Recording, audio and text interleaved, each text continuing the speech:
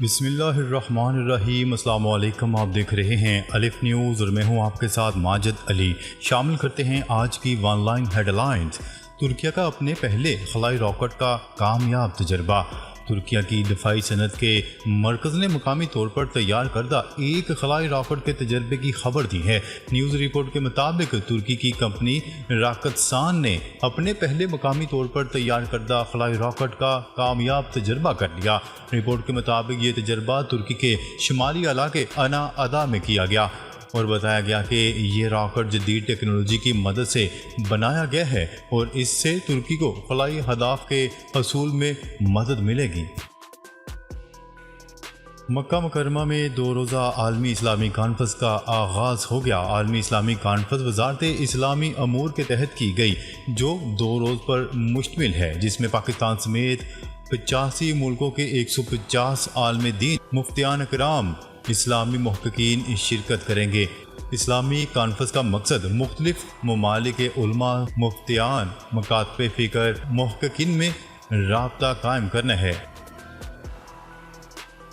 چین میں طوفان سے 40,000 مکانات تباہ، لاکھوں افراد متاثر۔ چین کے صوبے ہیبی میں سمندری طوفان سے آنے والے شدید سیلاب سے اب تک کم از کم 29 افراد ہلاک جبکہ 16 افراد لاپتہ ہیں۔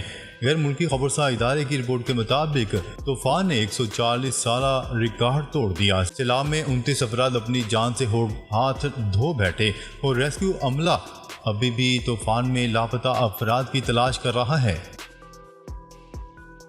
ایران میں سعودی قونصلیٹ کی عمارت پر سعودی عرب کا پرچم لگا دیا گیا۔ ایران کی سرکاری نیوز ایجنسی کی رپورٹ کے مطابق دارالحکومت تہران میں سعودی عرب کے سفارت خانے نے ایران اور مملکت کے درمیان تعلقات کی بحالی کے بعد اپنی سرگرمیاں شروع کر دی ہیں۔ ایران وہ پہلا ملک تھا جس نے پاکستان کو تسلیم کیا۔ ایران کے سفیر رضا امیر نے کہا ہے کہ ایران پہلا ملک تھا جس نے پاکستان کو تسلیم کیا۔ پاکستان میں ایران کے سفیر نے اسلام آباد سے جاری بیان میں اہل پاکستان کو یوم آزادی کی مبارکباد پیش کی اور کہا کہ پاکستان کے 76ویں یوم آزادی پر پاکستانی حکومت اور قوم کو دل کی گہرائیوں سے مبارکباد دیتا ہوں۔ دی لیجنڈ آف مولا جٹ نے دنیا بھر میں 400 کروڑ سے زیادہ کا بزنس کر لیا۔ اپنی ریلیز کے 1 برس کے قریب پہنچنے پر بھی بلال لاشاری کی بلاک باسٹر دی لیجنڈ آف مولا جٹ کی کامیابیاں بند نہیں ہوئیں۔ دی لیجنڈ آف مولا جٹ کو پچھلے برس 13 اکتوبر کو ریلیز کیا گیا تھا اور یہ پاکستانی فلم انڈسٹری کی کامیاب ترین فلم ثابت ہوئی۔ فلم کے پروڈیوسر نے سوشل میڈیا پر خبر پوسٹ کی کہ بلاک باسٹر فلم نے پوری دنیا سے 400 کروڑ سے زیادہ کا بزنس کر لیا ہے۔ امریکہ میں 100 سالہ تاریخ کی بدترین تباہی، ہلاکتیں 93 ہو گئیں۔ امریکی ریاست ہوائی کی ماوی جنگلات میں لگنے والی آگ پر 5 روز بعد بھی قابو نہیں پایا جا سکا جبکہ ہلاکتوں کی تعداد 93 جا پہنچی ہے۔ امریکی نشریاتی ادارے کی رپورٹ کے مطابق ریاست ہوائی کی کاؤنٹی ماوی کے جنگلات میں لگنے والی آگ ملک کی 100 سالہ تاریخ کی بدترین تباہی والی آگ ثابت ہوئی۔ اب کرکٹ میں بھی ریڈ کارڈ کا استعمال ہوگا۔ سی پی ایل کے مقابلوں کے لیے رواں سال کے سیزن میں آزمائشی طور پر ہاکی اور فٹ بال کی طرح ریڈ کارڈ سسٹم لاگو کیا جائے گا۔ میڈیا رپورٹس کے مطابق کیریبین پریمیئر لیگ کے آپریشنز ڈائریکٹر کا کہنا ہے کہ T20 گیمز مسلسل مقررہ ٹائم فریم سے زیادہ دیر میں ختم ہو رہے ہیں، جس کی وجہ سے کھیل کو مقررہ وقت تک یقینی بنانے کے لیے کچھ اہم فیصلے کیے گئے ہیں۔ کینیڈا میں خالصتان کے حامیوں نے مندر پر بھارت مخالف پوسٹر لگا دیے۔ کینیڈا کے سب سے قدیم مندر لکشمی نارائن کی دیواروں اور دروازوں پر خالصتان کے حامیوں نے آزادی کے حق اور بھارت کی مخالفت میں پوسٹر آویزاں کر دیے۔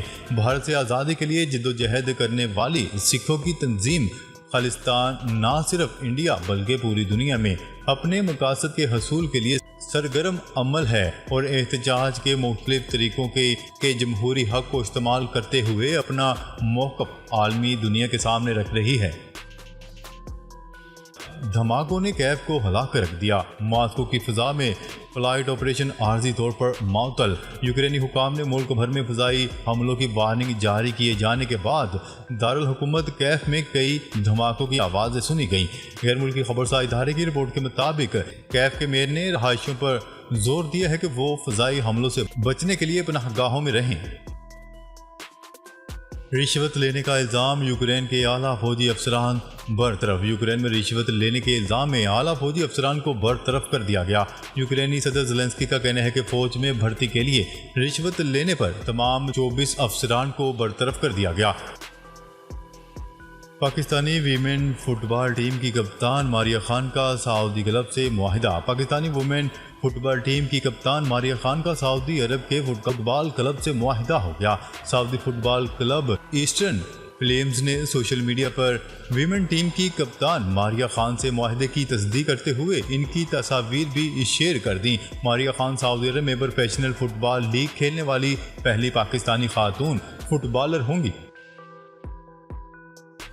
بابر اعظم دنیا کا بہترین کھلاڑی، اس کا میچ دیکھنا اچھا لگتا ہے۔ وراٹ کوہلی دنیائے کرکٹ پر کئی سال تک حکمرانی کرنے والے سابق بھارتی کپتان وراٹ کوہلی نے بابر اعظم کی تعریف کرتے ہوئے کہا ہے کہ پاکستانی کپتان تمام فارمیٹ کا بہترین کھلاڑی ہے۔ بھارتی اسپورٹس چینل کو دیے گئے انٹرویو میں وراٹ کوہلی نے کہا کہ بابر اعظم کے ساتھ میرا پہلا براہ راست تعارف 2019 ورلڈ کپ میں ہوا تھا۔ عماد وسیم کے ساتھ میرا پہلے سے ہی رابطہ تھا اور عماد نے بتایا کہ بابر اعظم مجھ سے ملاقات کرنا چاہتے ہیں۔ ایمیزون کے بانی جیف بیزوس نے امریکی ریاست فلوریڈا میں 6 کروڑ 80 لاکھ ڈالر کی نئی کوٹھی خرید لی۔ On line shopping company Amazon کے بانی جیف بیزوس نے فلوریڈا میں 3 بیڈ رومز پر مشتمل کوٹھی 1 ماہ قبل خریدی اور کوٹھی خریدنے سے 1 ماہ بعد ہی انہوں نے لورین سینچز کو 25 لاکھ ڈالر کے ہیرے کی انگوٹھی دے کر منگنی کر لی تھی۔ پاکستان کے لیے خوشخبری، پنک سالٹ امریکہ جائے گا۔ امریکی کمپنی پنک سالٹ کو درآمد کرنے کے لیے 20 کروڑ ڈالر کی سرمایہ کاری کرے گی۔ پاکستان PMDC اور امریکی کمپنی کے درمیان پنک سالٹ برآمد کرنے کا معاہدہ طے پا گیا۔ معاہدے کے بعد پاکستانی پنک سالٹ اب باضابطہ طور پر امریکہ برآمد کیا جا سکے گا۔ نگراں وزیر اعظم انوار الحق کاکڑ یوم آزادی پر حلف اٹھائیں گے۔ تقریب میں سبکدوش وزیر اعظم شہباز شریف بھی شرکت کریں گے۔ سابق حکومت کے اعلیٰ عہدیداروں اور اتحادی حکومت کے سابق وزراء، چیئرمین سینٹ، اسپیکر قومی assembly, chief justice of Pakistan کو دعوت نامے ارسال کر دیے گئے۔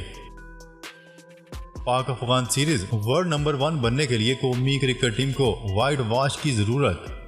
قومی کرکٹ ٹیم کو international cricket council one day ranking میں ورلڈ نمبر 1 بننے کے لیے حالیہ پاک افغان سیریز میں وائٹ واش کی ضرورت ہے۔ رواں ماہ پاکستان اور افغانستان کے درمیان کھیلی جانے والی 3 روزہ ون ڈے سیریز قومی ٹیم کے لیے کافی اہمیت کی حامل ہے۔ افغانستان کے خلاف تمام میچز جیتنے کی صورت میں Pakistan one day cricket team کی رینکنگ میں پہلے نمبر پر آ جائے گا۔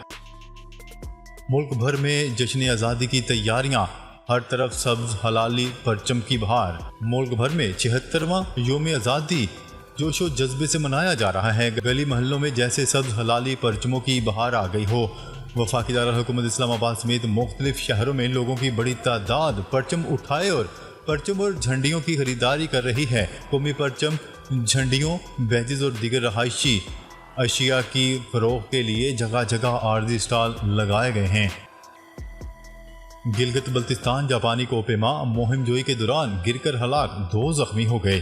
گھانچے کے ڈپٹی کمشنر عمر وقار نے بتایا ہے کہ جاپان سے تعلق رکھنے والے 2 کوپیما ضلع گھانچے کی وادی کندے میں واقع 6800 میٹر بلند چوٹی سر کرنے کی کوشش کر رہے تھے۔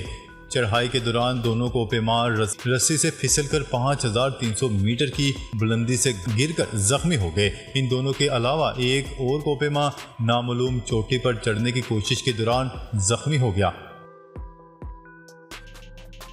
روسی تیل کی درآمد سیاسی اسٹنٹ تھا۔ PDM حکومت کی رخصت ہوتے ہی پاکستان ریفائنریز لمیٹڈ روسی خام تیل کی پروسیسنگ سے کترانے لگی۔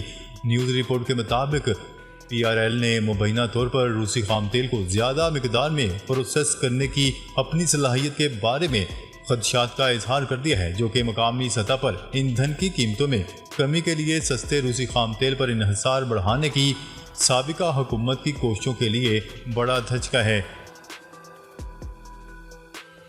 2024 تعلیمی اداروں کا تدریسی امتحانی شیڈول جاری۔ وزارت تعلیم نے سرکاری تعلیمی اداروں کا تدریسی اور امتحانی شیڈول جاری کر دیا۔ تفصیلات کے مطابق پنجاب بھر میں آئندہ سال نیا تعلیمی سال 1 اپریل 2024 سے شروع ہوگا۔ ناظرین، اب تک کے لیے اتنا ہی۔ مزید خبریں لے کر بہت جلد آپ کی خدمت میں حاضر ہوں گے۔ تب تک کے لیے اپنا خیال رکھیے گا۔ اللہ نگہبان۔